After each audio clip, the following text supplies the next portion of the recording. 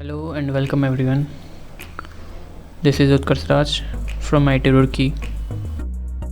Here I am going to present something, and my topic is History of Ancient Mathematics. This video is solely made for the assignment purpose, and the subject code is MAN 101, Introduction to Mathematical Science.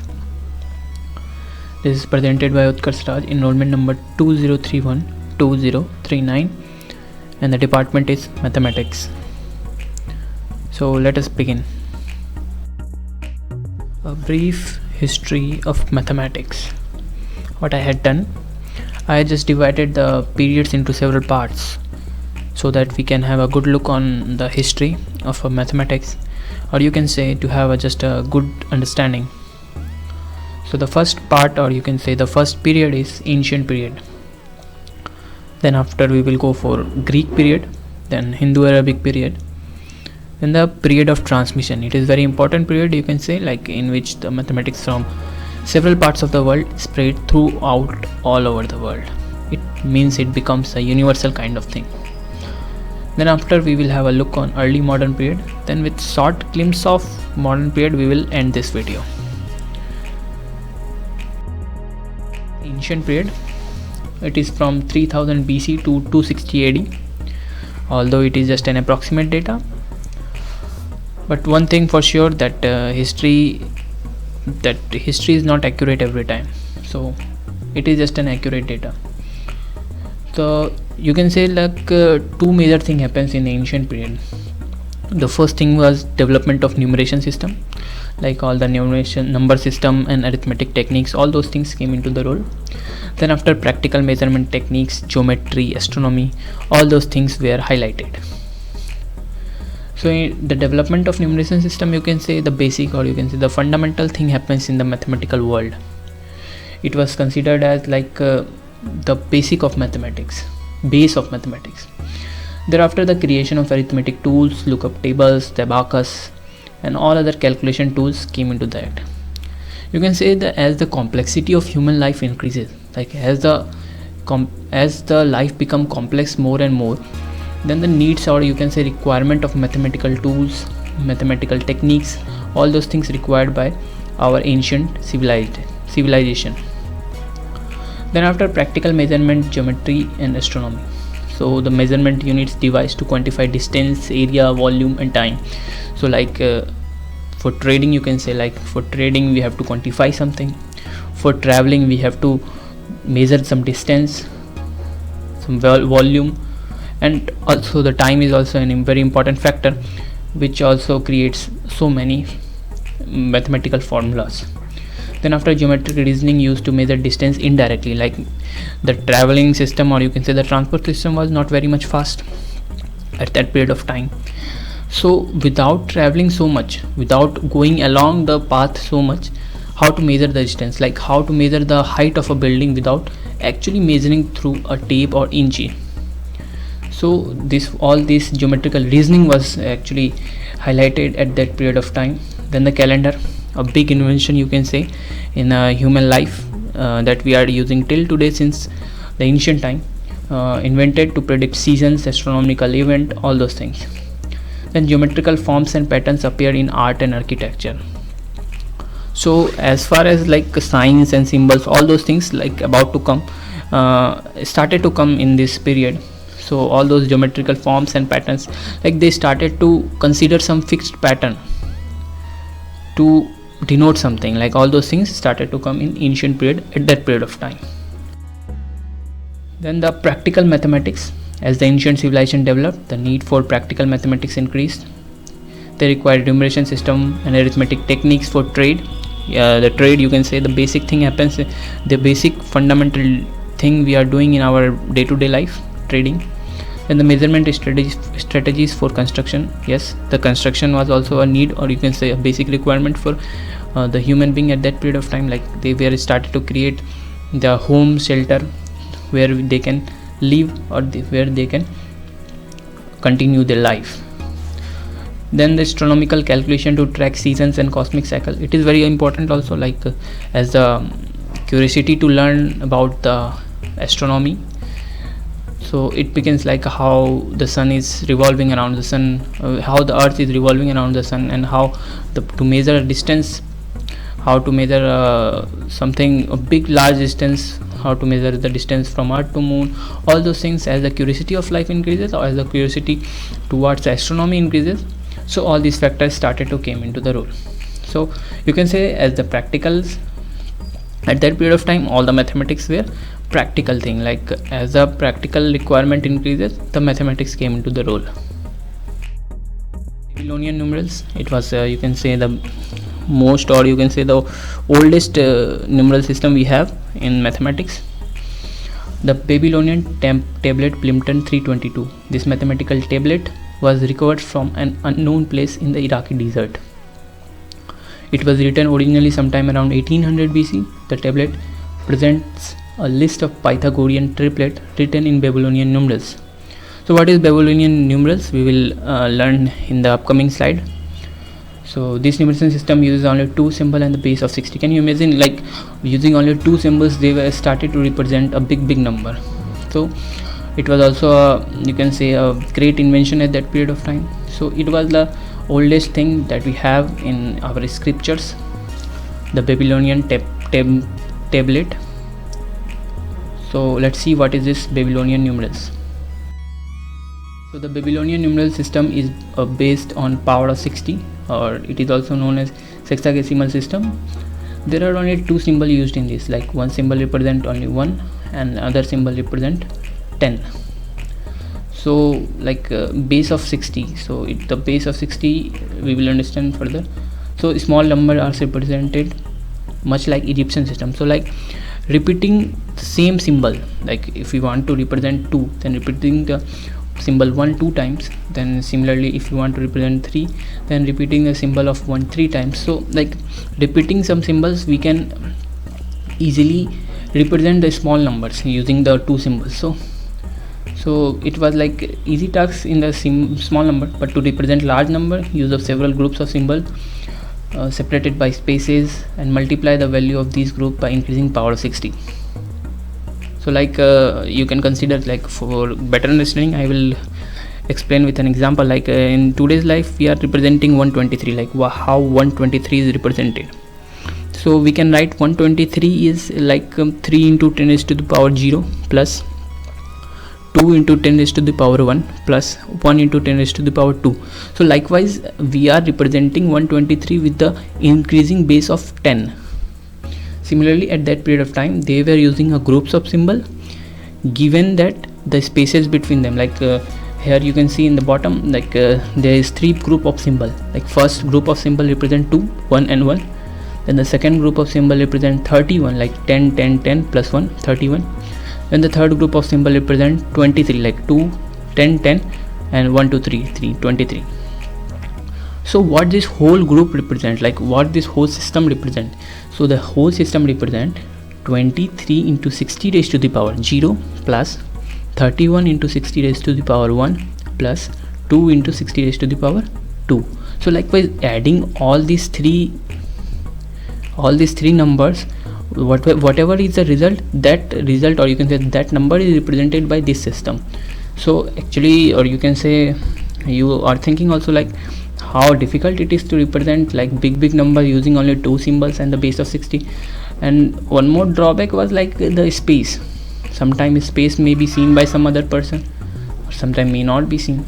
So like this space problem and this like using only two symbol, it becomes so lengthy work to represent a big number.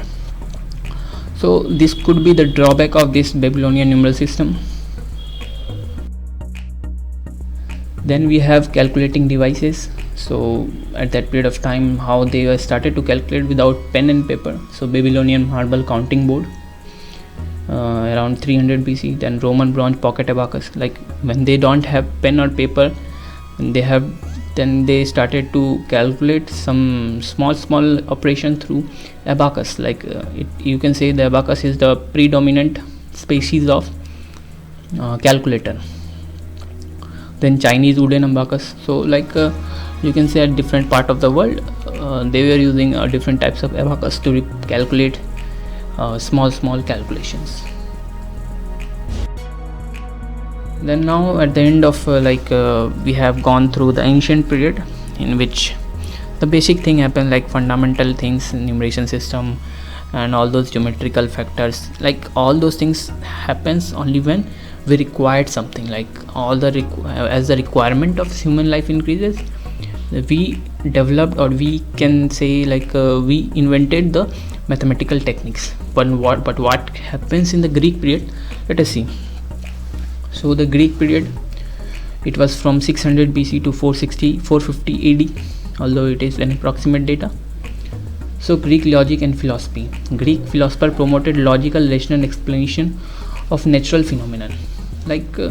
You can say that Greek philosophers started to rectifying the logic, like they are thinking, they started to think if there is something happening in the nature, there must be some logic behind that. So their you can say their first motto is to find that logic behind the something that is happening around us. So they started to dispose those logic, they started to rationalize explanation, they started to explain the phenomenon happening behind something.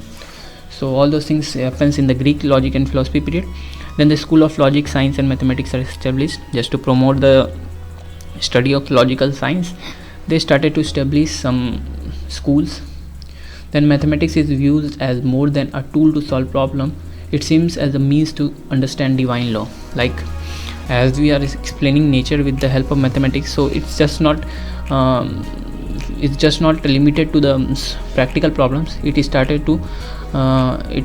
to take position to define the divine laws. Like it becomes like some scientists say that the mathematics is a language of God. So we will see in the further slides also like how they related the mathematical works to the universe, or you can say how they started to understand the divine laws. Then mathematicians achieve fame and are valued for their work, like their works started to appreciated, so they get promoted, or you can say the inspiration started to came under the mathematicians to work hard and hard, or to you can say logicify everything. Then the Euclid geometry, the first mathematical system based on postulates, theorems and proofs, appears in the Euclid element. So what is the Euclid element? Like around 325 BC, Euclid was a teacher of mathematics in Egypt, and what he had done, he just collected all the known work and arranged it in his famous treatise called Element. He divided the Element into 30 chapters, and each chapter become a book. These books influenced the whole world understanding of geometry for the generation to come. Like today's also, like in the recent scenario also, we are understanding the Euclid's work, and we are appreciating it also. So all those things happens in what Euclid has done. It has done a lot of great work. Like he started to collect all the data from everywhere and make a book, so that it becomes easier to learn mathematics, or you can say it becomes easier to other scientists who can easily access it, or who can easily research on that further. Then the mathematics and Greek philosophy. So like Greek philosopher viewed the universe in mathematical terms. Plato described 5 elements that form the world and related them to the 5 regular polyhedra. So here it comes how they started to connect the mathematics to the universe. So they have been actually those are the Platonic solid. There are 5 Platonic solid actually, and they have been named after the Plato, and they are called Platonic solid. So it is said that Pythagoras have discovered 3 of the Platonic solid: the cube, which is also known as hexahedron, then tetrahedron and dodecahedron. So it was said that Pythagoras has discovered all 3, and then Plato came, and in the octahedron he discovered the octahedron and icosahedron. So total of these 5 Platonic solid called named after Plato. There has been record that Pythagoras in 535 BC have left to study in Egypt. So he went to the Egypt for a study, and during his stay in Egypt, he has learnt a lot of ancient knowledge, and the Platonic solid could have been the power of that knowledge, which he brought back to the Greece. So what is the unique criteria behind this platonic solid? So this platonic solid, you can consider like one platonic solid, or for a particular platonic solid it has the same edge length, same phase size, and same angle, like angle between the phase, angle between the edge, all those angles were same. All the face area of particular solid is same, all the edge length of particular solid is same, and you can say like all the 5 vertices of each solid, all the vertices, not 5 vertices, all the vertices of each solid fits inside a sphere. So it means like if we consider a sphere for particular length, and if it tries to adjust, or you can say if it tries to fix those platonic solid inside a sphere, then all the vertices will touch the sphere surface. So it is like the feature of this platonic solid, and these are the only solids we have till now which fits all these criteria. So it is very important to know about this solid, platonic solid. So what was that, like these 5 solids were considered as the elements with which the earth is built up. Like we are saying like fire, earth, air, universe, and water, all these 5 elements makes the earth. So all these 5 platonic solid was related to, or you can say connected to those 5 elements which made the earth. So what was, like the fire is considered is tetrahedron. The tetrahedron is considered as fire, and it has 4 face and 4 equilateral triangle. Then the earth, or you can say earth, is considered as hexahedron or cube. It has 6 faces and 6 squares. Then the air is considered as octahedron. It has 8 faces and 8 equilateral triangle. Then we have universe, and which is connected to dodecahedron, and it has 12 faces and 12 pentagon. Then water is connected to icosahedron, and it has 20 faces and 20 equilateral triangle. So likewise they relate this 5 platonic solid to the 5 element with which the earth is made. So here you can understand nicely like how they started to view the mathematical terms in the term of universe. So they started to relate the universe with this mathematical structure, with these mathematical terms and terminology. So let's element from in the previous slide we have discussed about Euclid's. Here is, you can say this is the translation of Euclid element of geometry, Pythagorean 47, proposition 47. I will tell about you what about proposition 47. So you can see in the figure like how it was written in Greek, then it is translated to Arabic around 1250 BC, then Latin, then French, then English, then Chinese. So this is called like how they transmit throughout of the world and translated to understood by different category of people. So what was the proposition 47? Let us see that also. In proposition 47 we proved that given any right triangle and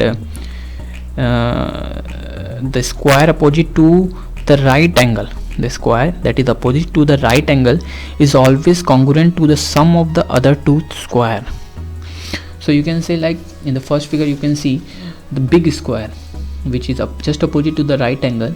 The area of that square is equals to, or you can say it is congruent to the area of the other two square which is made in the other two vertices, other two edge of the right angle. So it is proposition 47 and it was given in Euclid's element. So there are a lot of things happens, lot of postulate, lot of assumption, lot of axioms, all these things was written in the Euclid's element, and we will not go in the further detail, like it will take too much time to understand all those things. Archimedes, the crone. It is very interesting to learn about the Archimedes. He had done a very well job. So about in around 3 century BC, like Hieron king of Sicilian city, it was around in the Greeks or somewhere else. So Hieron king of Sicilian city chose Archimedes to supervise an engineering project of an unprecedented scale. Like, so what was that? Like Hieron, that king commissioned a sailing vessel. Like at that period of time, whatever was the size of the vessel, or you can say the ship in the river, he assigned that Archimedes to make the 50 times bigger than that, the largest size of the ship at that period of time, to make that much big vessel. His aim was to make the greatest, or you can say the largest vessel in the whole world. And it was like it was just to made to present some Egypt rulers. So it was assigned to Archimedes to make this much big project. But it was at that period of time, it was like asking someone to can mountain fly. It was like a big question mark for everyone, and nobody has attempted this anything this like earlier.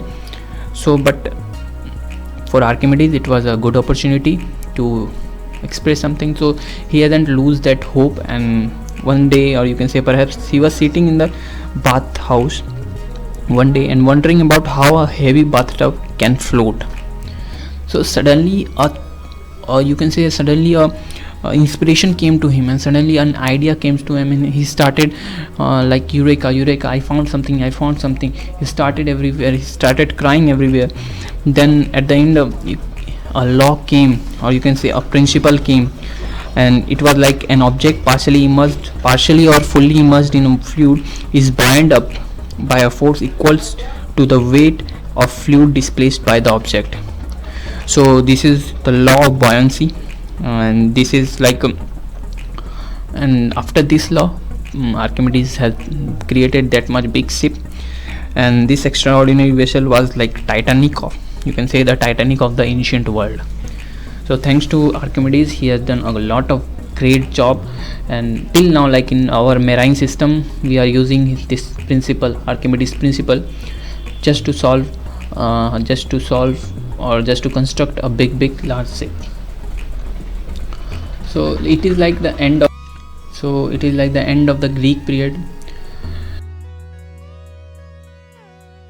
Now we have Hindu-Arabian period, and it was from 200 BC to 1250 AD. So what was happened in that period? Let us see. Development and spread of Hindu-Arabic numbers. The number system using base 10. Till now we are learning about base 60 Babylonian numerals. Now a base of 10 proposed by some numeral system that is known as Hindu-Arabic number system. And the zero symbol and powerful arithmetic techniques is developed by Hindus approx around 150 BC to 800 AD.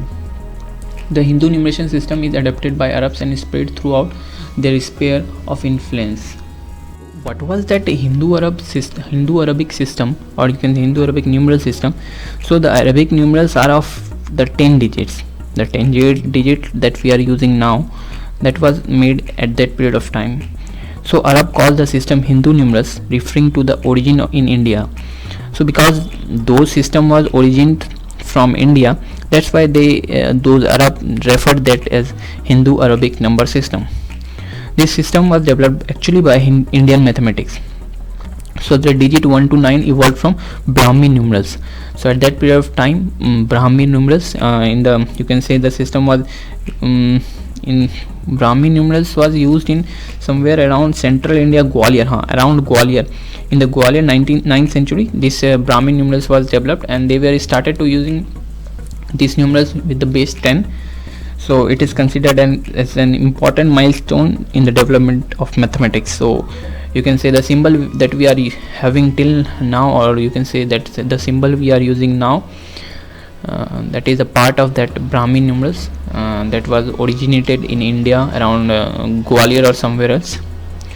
So this numeral system was adapted by Persian mathematics in India, and they passed this to the Arab and the whole over the world. Like then the Arab adapted our system, then they spread throughout their sphere, like wherever they can spread to the about this numeral system. Then the Hindu-Arabic system was spread all over the world. And the preservation of Greek mathematics, like Arab scholars copied and studied Greek mathematical works principally in Baghdad. So what they had done, like they started to modify the Greek work, whatever happens in the Greek period, like Euclid geometry and the Euclid element, came, and all those logic work, or you can say the explanation for the nature environment, all those things, they in this period the Arab scholars started to collect those work, and they started to research on that, and they started to further proceed, or you can say further develop those work. So as similarly the development of algebra and trigonometry came, like Arab mathematician first find method of solution for quadratic, cubic and higher degree polynomial equations. The English word algebra is derived from the title of Arabic book describing this method. So we will learn about that algebra name, from where it came in the further slide also. Then the Hindu trigonometry, especially sine table, is improved and advanced by Arab mathematician. So as I said earlier, like Arab mathematician had done very appreciable work. They collected all the past work from in the field of mathematics, and they invented so many things, and they developed so many things. So these are considered as Arab period, or you can say Hindu-Arabic period. Then the Islamic astronomy and science, like many of the science developed from needs to fulfill the rituals and duties of Muslim worship. So during their 5-time worship in per day, there are some of the things which required so many things, like which needs started to create a need of so many things. So let us see. Performing formal prayers required that Muslim faces Makkah. Makkah is situated in Saudi Arabia. So to find Makkah from any part of the globe, Muslim invented the compass, a very big thing, compass, and developed the science of geography and geometry.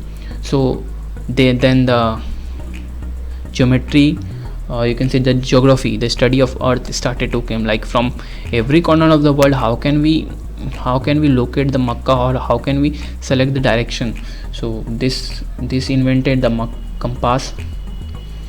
Then the prayer and fasting requires knowing the times of each duty, because these times are marked by astronomical phenomena. The science of astronomy underwent a major development. So these astronomical interest that was originated in ancient time only, but they developed so many things. So these astronomical phenomena, they started to learn about astronomy, and the curiosity, you can say, that needs begins this curiosity all those way. Then Al-Khwarizmi, Abu Abdullah Muhammad bin Musa Al-Khwarizmi, from 800 BC, was a Persian mathematician, scientist and author. He worked in Baghdad and wrote all his work in Arabic. So I think he is considered as the father of algebra. So let us see. He developed the concept of algorithm in mathematics. The word algorithm and algorithm derived ultimately from his name. His systematic and logical approach to solving linear and quadratic equation gives the shape to the discipline of algebra, a word that is derived from the name of his book on the subject, Hisab al-Zabr wa al-Muqabala, and that al-Zabr was become the algebra, and that is what we are learning in our recent world. So he was also instrumental in promoting the Hindu-Arabic numeration system. So actually in algebra you can learn about the needs of the numeration system, like it is very much required to represent something. So he also promoted that Hindu-Arabic numeration system, and at the end he had done a lot of good work, and all the algebra was known from his name, Al-Khwarizmi. So he is also considered as a father of algebra that we are learning in today's world. And the evolution of Hindu-Arabic numerals, so like how they how the evolution came, like from Hindu Brahmi Lipi, then the Hindu, how the Gwalior they found the system, or you can say the symbol that of representing those 10 numbers. Then after in the Devanagari Lipi, in the Hindu, till now, like when we started to learn 1, 2, 3, 4 in our basic LKG or nursery class.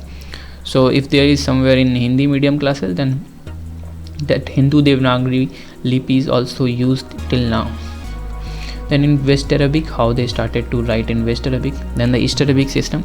So if you are Urdu scholar, like if you have learned Urdu somewhere, so you must be known to this East Arabic system. Like the symbol is same as in Urdu that they are using till now. Then the European, and about 15th century they developed. Then the European 16th century, and then bank check numerals 20th century. Like today in the bank check they are representing like how 1 2 3 4. So these all like this is the flow chart to represent how the Hindu Arabic system was invented from, or you can say originated from Brahmi Lipi, and how we are writing it in today's world. So all those things like evolution came, and it has big role in our life. Like in today's life, the whole universe is using this Hindu Arabic numeral system, and all have the common symbol, you can say. Then the period of transmission, it was from 1000 AD to 1500 AD. Till now we have learned about the ancient period, then the Greek period, then the Hindu Arabic period. Now this is period of transmission, and you can say this is a very important period in which the mathematics from several parts of the world is spread throughout all over the world. So how it becomes a universal kind of thing, it is very interesting to know. It is very interesting to learn about this. So like in some part of the Europe, what they invented in the mathematics, or you can say what they invented about those science, and how it is spread to all over the world from every corner. So the Greek mathematics texts are translated from Arabic to Latin. Greek ideas about logic, geometrical reasoning, and the rational view of the world are rediscovered. So this translation started at that period of time, in the period of transmission, so that every people from different part of the world can understand the logic, geometrical reasoning, and the rational views about some of the theorems. Then the Arab work on algebra and trigonometry are also translated into Latin and disseminated throughout Europe. So like Arab works on algebra and they translate it. Actually Arab was using this Arabic symbol, then they translate it to the Latin also, and they spread all over the Europe. And the spread of Hindu-Arabian systems, so the Hindu-Arabian system slowly spread over the Europe. Pen and paper arithmetic logarithm based on Hindu-Arabic numerals replaced the use of abacus. So in the ancient time they were using abacus for the simple calculation, but now this pen and paper arithmetic algorithm, the simplest symbols, or you can say the base of 10, simplified the whole mathematics very much. And now the abacus, or you can say in this period the abacus was replaced by the pen and paper arithmetic algorithm. So it is also, you can say, a revolutionary type of kind thing. Then the Abbasist and Algorist compete. So this, you can say, the abacus using then the algorithm, like use of abacus and the use of algorithm in pen and paper, how they compete. So this happens like as the transmission of algorithm techniques, or you can say pen and paper techniques, is spread, then the Abbasists started to bring down their business. So this word book, you can say this woodblock engraving of a competition between arithmetic techniques is from Margarita Philosophica of by Georges Reach. It was from like 1503. So this is, you can say, the competition between Abbasist and Algorist, so which is fast or which is effective actually. And then the importance to learn about this came throughout the world at that period of time. Then the lady arithmetic standing in the center gives her the judgment by smiling on the arithmetician working with the Arabic numerals and the zero. So finally in the figure, you can say this arithmetic technique, or you can say this algorist, won over the Abbasists. So this is a historical conflict, or you can say this is the historical compete actually. Then the rediscovery of Greek geometry, like as I told you about Euclid's, then all those geometrical reasoning, Then Luca Pacioli, a scientist, or you can say Franciscan friar. Actually, this term is used for the people who worked in church or who study in church. And mathematicians stand at the table filled with geometrical tools, slate, chalk, compass. You can see in the figure, dodecahedron model, and all those things, like, and illustrating a theorem from Euclid while examining a beautiful glass rhombi cubo octahedron half filled with water. So this is like they rediscovered, or you can say they started to develop, or you can say they started to modify. The modify is a good word. They started to modify all those work from the Greek period and the Greek geometry, their logic. They started to find some error, or you can say they started to do research on those Greek geometry. And the Pacioli and Leonardo da Vinci, the work of both this big person. The Pacioli 1509 book, The Divine Proportion, he published a book, Divine Proportion, was illustrated by Leonardo da Vinci. Shown here in that there is a drawing of an icosahedron, and then evaluated from it. For the elevated form, each face is augmented with a pyramid composed of equilateral triangle. So this is just a modification kind of thing, like how they modify something. Actually, this is from the book by Pacioli and illustrated by Leonardo da Vinci. Like they started to modify the old, you can say the shapes, or you can say old shapes or sizes or geometry learnt by Greek, and they converted there, and they put some input in these models to enhance the beauty of that model, you can say. Then the early modern period, it was from 1450 AD to 1800 AD, although it is also a very past period, but we can consider this as early modern period. So what happens in early modern period? Let us see. Trigonometry and logarithm, though the publication of precise trigonometric tables, improvement of surveying methods using trigonometry, and mathematical analysis of trigonometric relationships, all those things started to came into the role approx 1530 to 1600. So logarithm introduced by Napier in 1614 as a calculator aid. This advances science in a manner similar to the introduction to computer. So like as the computer enhances the life of our life in today's world, at that period of time, that Napier's logarithm techniques enhances that calculator, and that also helps in science, all subject of science, like in studying physics, in studying chemistry, in doing research, everything. So all those things were used by and developed by Napier.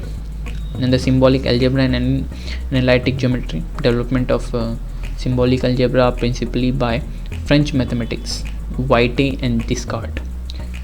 And the Cartesian coordinate system, the best, you can say, the very interesting subject, Cartesian system. And analytic geometry developed by René Descartes and Pierre Fermat 1630 to 1640. Then the creation of calculus, a big invention, calculus. So the calculus co-invented by Isaac Newton and Gottfried Leibniz, and we are still now learning about Leibniz theorem.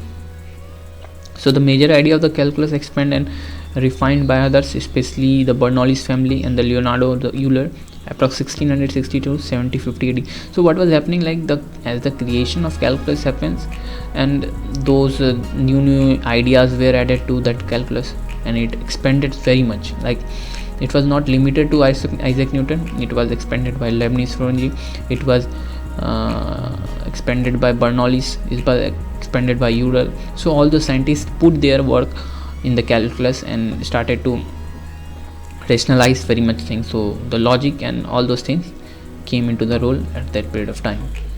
A powerful tool to solve scientific and engineering problem, it opened the door to a scientific and mathematical revolution. So these powerful tools actually works with the astronomy, it actually works with the very much and it actually, you can think like it easier the work very much. Like to calculate big calculation, big theorems, or big calculation. For the big calculation, you can say these scientific methods were very much effective and very much helpful for the other scientists also. So this mathematics work was spread to all over the world, and it was used by many scientists of different subjects also. But the thing was, like, at that period of time, mathematics was not the only subject. It was not considered as subject at that period of time, you can say. So all the mixed thing, like all the science and everything, was considered. The Napier's logarithm, John Napier, who gives us logarithm techniques, as I told in the last slide. In his Mirifici Logarithmorum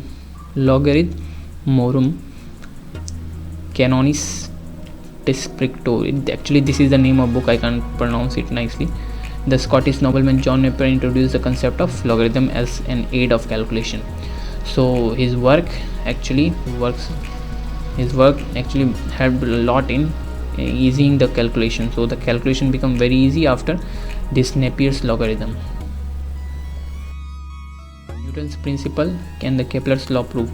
So the Isaac Newton 1642 to 1727, Newton's Principia of Mathematica presented a style of Euclid's element and mathematical theory for celestial motions due to the force of gravity. The laws of Kepler were proved in this sense that they follow logically from the set of basic postulates. So Newton's big scientist, considerable scientist, he collected all the Euclid's work, and actually he proposed so many things, and he worked on the motion of the earth. So all the celestial body, earth, and I think you know about Kepler's law also. So he also contributed very many things in the field of astronomy. In the Newton's calculus, Newton developed the main idea of his calculus in private. As a young man, this research was closely connected to his studies in physics. Many years later, he published his result to establish priority for himself as inventor of the calculus.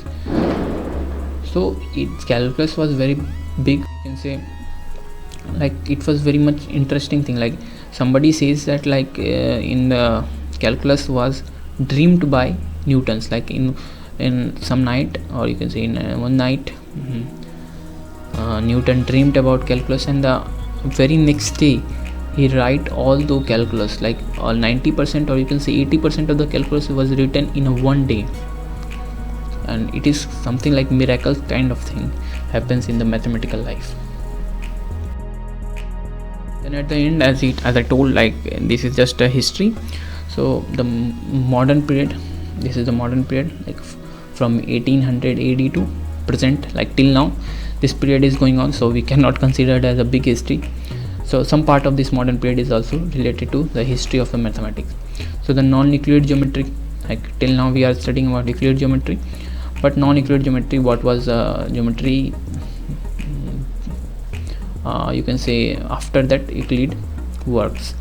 So Gauss, Lobachevsky, Riemann and all other developed alternative of Euclidean geometry in 19th century. So many works came after that, so that can displace, not displace, but that can also relate to Euclid's work.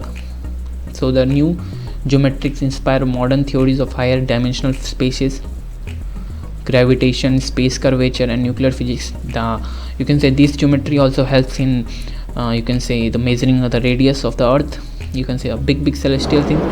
So the big dimension came into the big dimensions, Armstrong number, all those things started to came, Armstrong unit actually. Then the set theory, Cantor studies infinite sets and defined finite number. And the set theory is used as theoretical foundation for all mathematics. Like to have a good look, or you can say the simplified study, we are studying about the set theory in the first chapter also only. Then the statistics and probability, the theory of probability and statistics are developed to solve numerous practical applications such as weather prediction, pools, medical studies, etc. They are also used as a basic of nuclear physics. So I think you can consider that a Rutherford model of model, that were also a probability kind of thing. Then that gold foil experiment, also the experiments result were also a probability kind of thing. So all these statistics and probability came in the modern period only. And the computers, you can say the big invention, or you can say the generation changing invention, changed the whole generation actually. So the development of electronic computer hardware and software solves many previously unsolvable problems, and it opens new field of mathematical research also. And the mathematics as a worldwide language, so how it becomes like worldwide language and common language, you can say universal kind of thing. The Hindu-Arabic numeration system and a common set of mathematical tools are used and understood throughout the world. So the mathematics expand into many branches and is created and shared worldwide at an ever-expanding pace. It is now too large to be mastered by a single mathematician. So like now in today's, or you can say in modern life, to measuring the boundary of mathematics, it's a too big task, and it cannot be studied by a single mathematician. So now the field of mathematics is very big. Now the branch of mathematics is very big, or you can say learning mathematics totally is not possible by a single person. So at the end, like before ending this video, I will share some information about like what are the fields in mathematics in today's life, or you can say where you can research, or where you can contribute something in mathematical world. So actually the mathematics is divided into two parts, like pure mathematics and applied mathematics. Applied mathematics, you can learn about probability, you can learn about statistics, numerational analysis, symbolic computation, and all those things like. But in pure mathematics, its area is big. We can learn about algebra, then we can learn about analysis, then combinatorics, then geometry, a big area about pure mathematics. And the mathematicians are trying to apply all those big idea, and that later on that will become applied mathematics. So what is pure in some time, that may become the applied later. So these are something like you can learn in algebra, you can learn analysis. So there is so many things in mathematics, a big field as I mentioned. So from this information I would like to end my video. So it may happen like this is just a history about kind of thing.